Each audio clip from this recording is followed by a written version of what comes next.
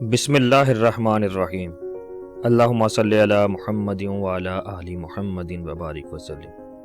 बेहदो बेहिसाब दुरूद व सलाम हजूर आका करीम सल्लल्लाहु अलैहि वसल्लम और उनकी आल पर। अस्सलामु अलैकुम सामीन। एक इंतहाई मरगूब और लजीज गिजा जिसके फ़वाइद से इनकार नहीं किया जा सकता वो तलबीना यानी जौ का दलिया है।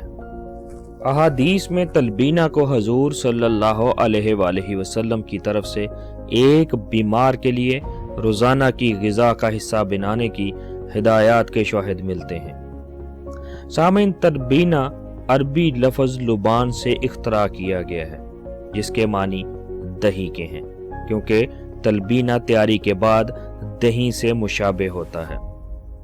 ये अरबी पेनिनसुला जिसमें चाड, एथोपिया, मिस्र, इराक, ईरान, लीबिया और सऊदी अरेबिया वगैरह शामिल हैं और जिसे मिडल ईस्ट भी कहते हैं में खाए जाने वाली मरगूब गिजा है। तलबीना का सबसे अहम जुज़व जौ है, जो इंसानी तारीख में बोई जाने वाली सबसे पहली और पुरानी फसलों में से एक है। मुअर्रिखीन के मुताबिक जो यूरेशिया में 10,000 साल कबल काश्त की गए, जो कि इंसानी ग़िज़ाई जिन्स के तौर पर ही नहीं बल्कि दूध देने वाले जानवरों के चारा के तौर पर भी इस्तेमाल किया जाता है। सामीन, सेहतमंद ग़िज़ाओं में शामिल होने के अलावा ये अपनी खमीरी यानी फर्मेंटेड सलाहियत के बाइस बियर और दूसरे मशरूबात का भी अहम जुज़व रही है।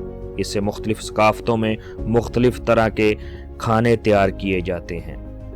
यूरोप में बार्ले फ्लेक्स, चीन में टसाम्पा, अरब में तलबीना और आम तौर पे एशिया में भुने हुए जौ की चाय, सूप और दलिया काबिल ज़िक्र हैं। एक कदीम रवायती तरीके के मुताबिक जौ को पानी में भिगोकर इसमें एंजाइम्स पैदा किए जाते हैं और इसे गर्म हवा से सुखाकर इस्तेमाल में लाया जाता है।